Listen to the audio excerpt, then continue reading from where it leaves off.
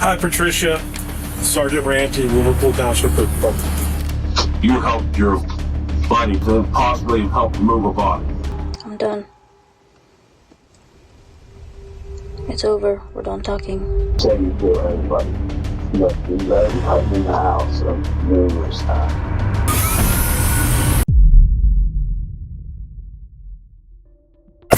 On the morning of December 20th, 2023 at 6:49 a.m. in East Liverpool, a disturbing 911 call came in. A man named Thomas Slagger told dispatchers that his son, Randy, had helped move a body in the days prior and now wanted to confess. Both men were instructed to come to the police station immediately. What they didn't know was that this confession would unravel something far darker than anyone imagined. So let's start with how you were contacted, when you were contacted.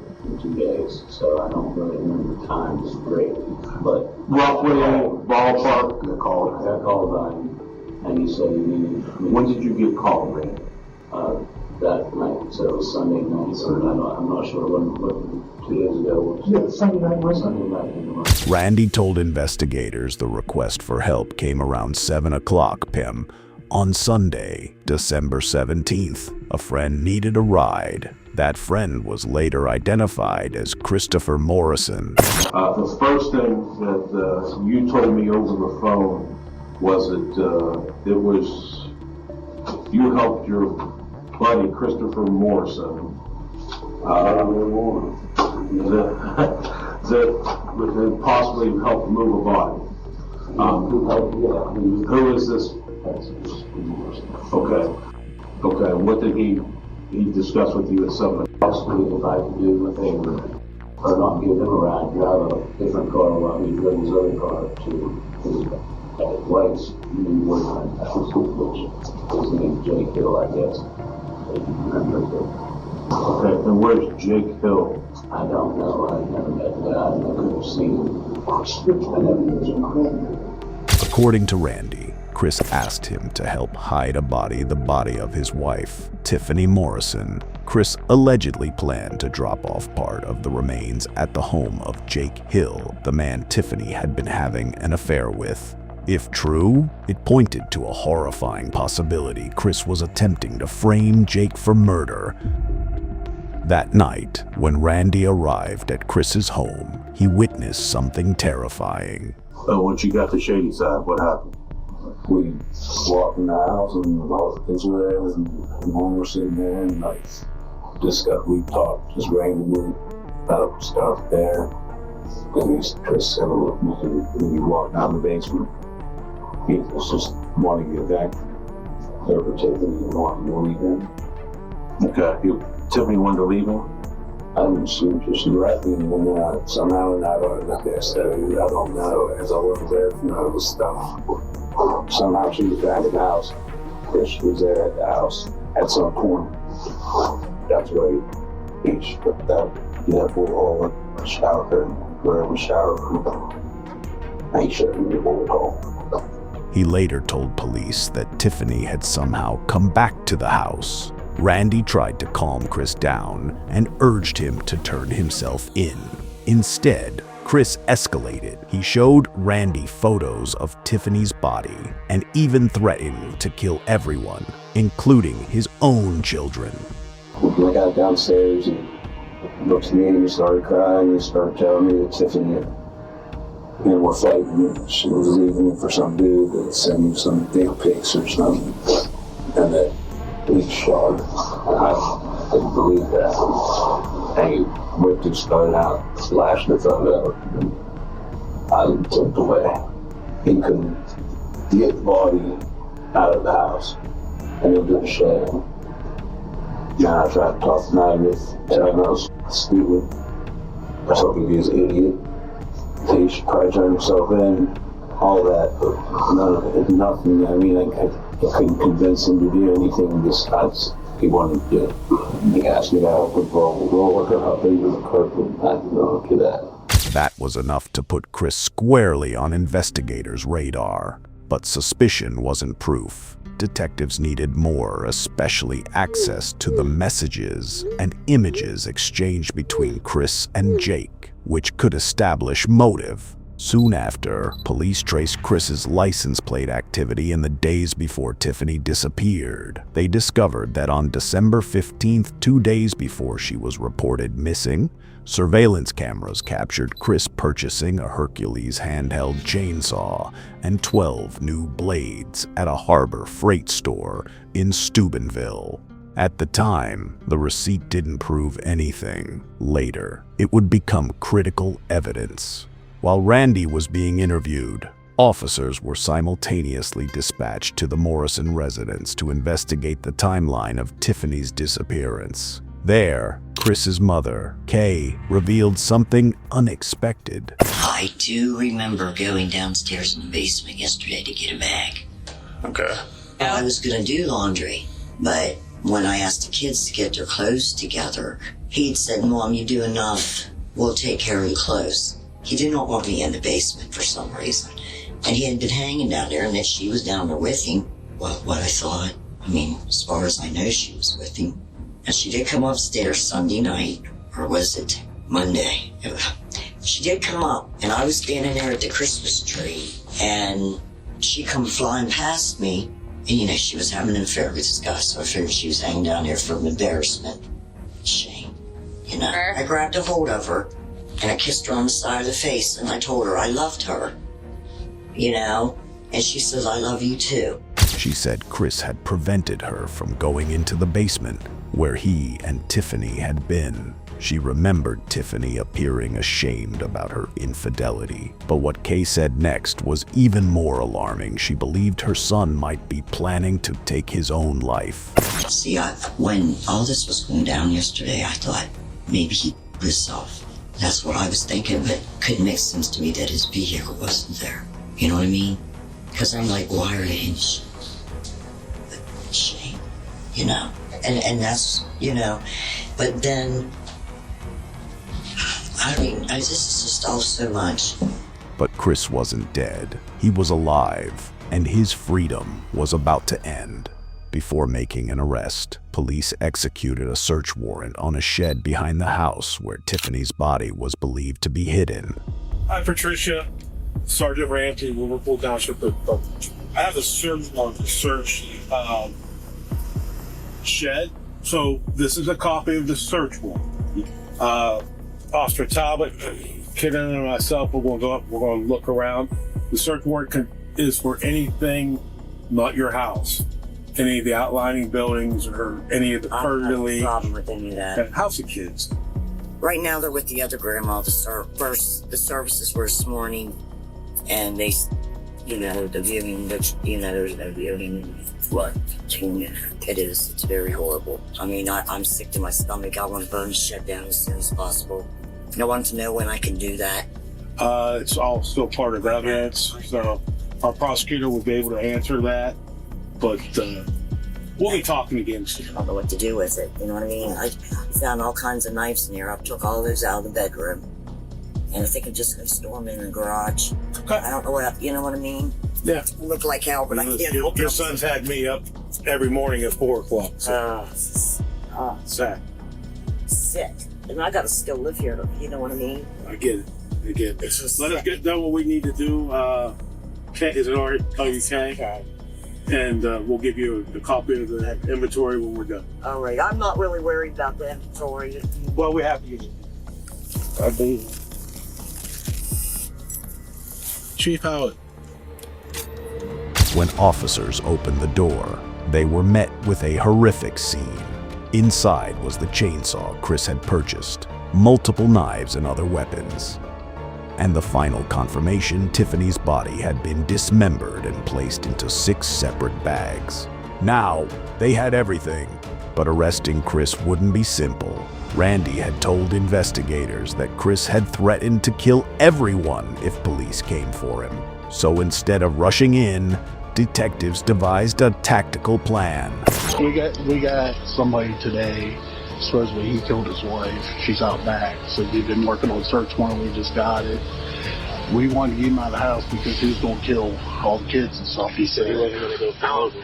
They asked Randy to call Chris and request a ride. Plainclothes units positioned themselves nearby. The plan was to stage a routine traffic stop, placing him in handcuffs before he even realized what was happening.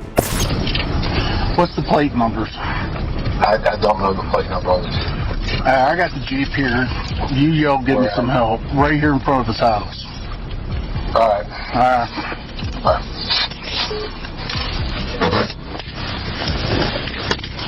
On December 20th. How you doing, sir? Good, how are you doing? You have your license, registration, proof of insurance with you? What's your name? Christopher Morrison. Okay. You got your firearm on you? Yes, sir. Where's it at? It's on my belt line. It's on your belt line? Yeah. Hey, do me a favor so we're all safe. Just step out for a second. Sure. Keep your hands on your head because I don't want shot or anything. You know what I mean?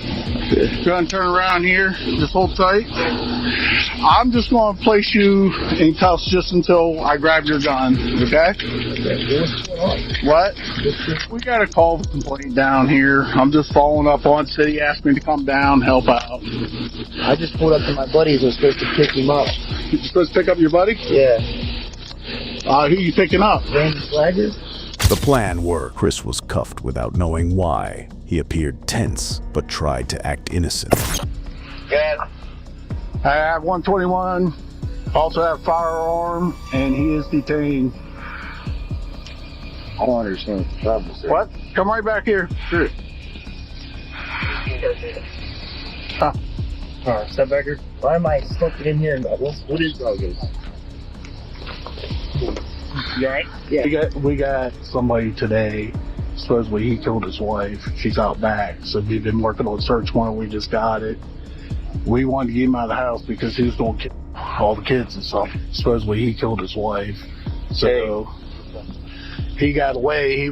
We coaxed him out to come get somebody.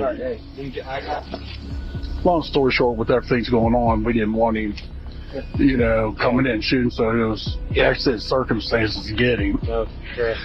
I mean, I yelled for you as soon as I found out he was here. Yeah. But I wasn't going to take the chance of him taking the gun and going. Alright, no, for sure. Because he's already threatened. Alright, so you aware what's going on? You have some gentlemen at the station want to talk to you. Okay. Alright, so you're being detained, taken back to the Liverpool Township Police Department, okay? Okay. At that point, they'll talk to you and let you know what's going on. Can you guys roll my windows up for me? Your car is getting towed to our station where you're going, and it's going to be put in the Sally port where it's heated or whatever until they're done talking to you, okay? Okay. First, I'll explain what I'm doing. They'll explain all of that when you get there, okay? Okay. At the station, detectives deliberately avoided telling him this was about his wife's murder. But unexpectedly, Chris brought up Tiffany himself, as if book guilt was weighing on him, or as a diversion tactic. Hey, I'm Chief Kinnaman for Liverpool Township Police Department.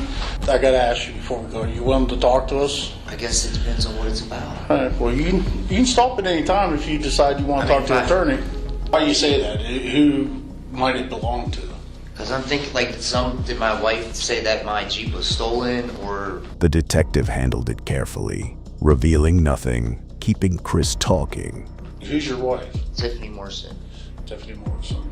And were you guys going through a separation, or? I guess. You guess? I guess. What do you mean you guess? You guys haven't talked in a while, or? We haven't talked in a couple of days. About a week ago, she took off on me. She was gone for 2 days. She didn't talk to me. She barely talked to me. She wouldn't text me back. We had to work together, so we went to work together. And then I talked to her there. I talked her into coming back home. I came back home. We were trying to work things out, or so I thought. Turns out she changed her mind again, and she took off again. So when's the last time you saw her? How many of you guys are? Would have been last night. We argued, and she said she was going back up to see her boyfriend, and I said, okay. I said, but you're not taking my vehicles. And she was like, yes. She said, when I took off, I left you with the Jeep for the kids, and I took the Impala. And I said, okay, but I'm not gonna enable this anymore. I'm not gonna make it easier on you for you to leave. Like, that's not gonna happen. I said, so if you're leaving, then let him, the guy who has no car, come down an hour away from where he lives and pick you up. She's like, no, I'm taking my keys and I'm leaving. I said, no, listen. I said, okay, I'll tell you what, I'll take you there.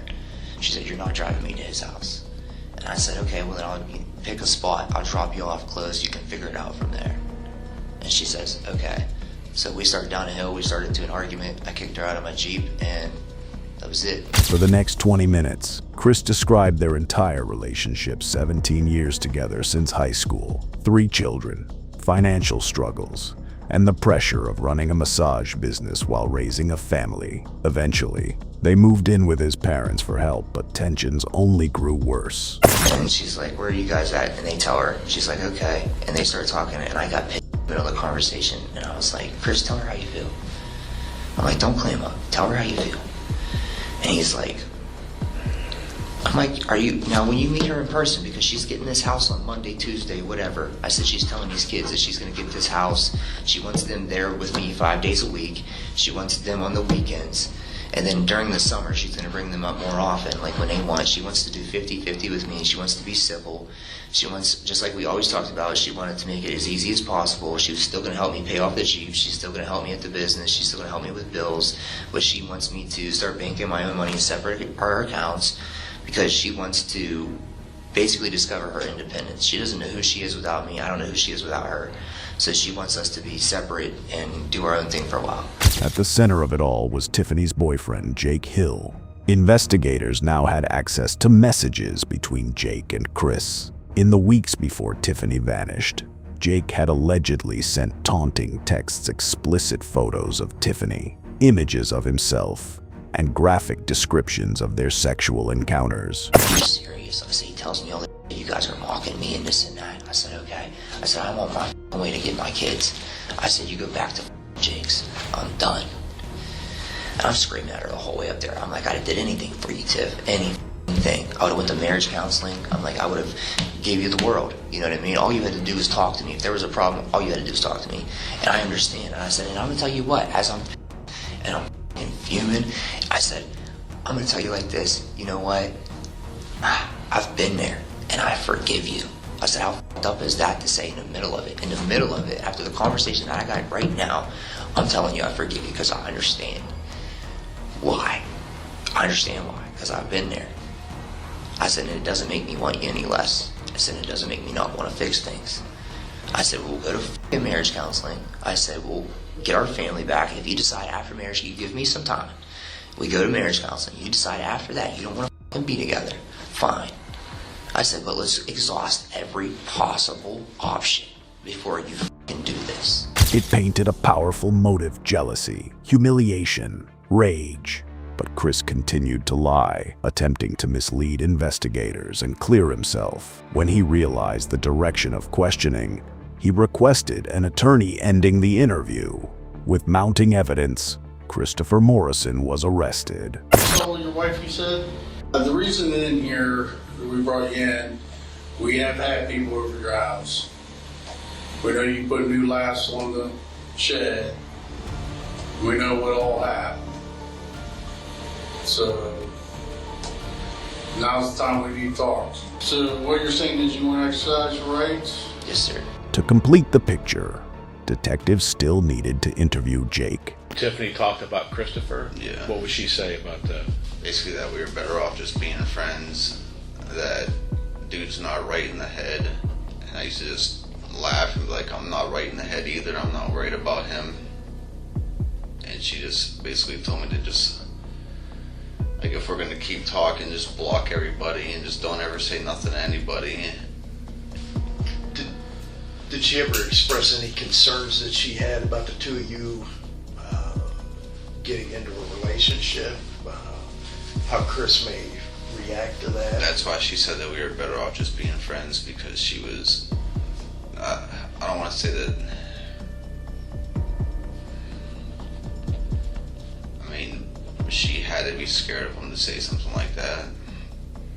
She said he was nuts, that he wasn't right in the head. That's all she kept saying, and I just kept pushing it off like I'm not right in the head either. Tiffany, though frightened, wanted to stay close to her children and had reportedly ended things with Jake. And then 45 minutes later, she sent me a video and she said, "It's over, I'm done." I'm done. It's over. We're done talking. And I said, "What do you mean you're done? Like, are you okay? Is this dude about to hurt you? What's going on?" And then he sent me the video. I don't know if you guys seen it or not, but he said something about Jake Hill from Newcastle. "I'm getting closer, bud. I'll be there soon. We're going to talk about this man to man," or something like that. The hostility between the two men had been simmering for weeks. Jake's messages may have pushed Christopher over the edge. Christopher even posted on Facebook asking for help locating Jake, a move that genuinely frightened him. Jake's interview further strengthened the case against Christopher. Considered armed, dangerous, and a flight risk, Chris was held on a $1.5 million bond. He was charged with aggravated murder, tampering with evidence, abuse of a corpse, possession of criminal tools, and firearm-related specifications. You call her a bad mom. How dare you? And then you stand up here today and read us someone who was in love with this person. Is that how you treat people you love? I think the state nailed it. You're a narcissist. It's only about you. Finally, on December 17th, 2024, Christopher Morrison was sentenced to life in prison with the possibility of parole after 25 years.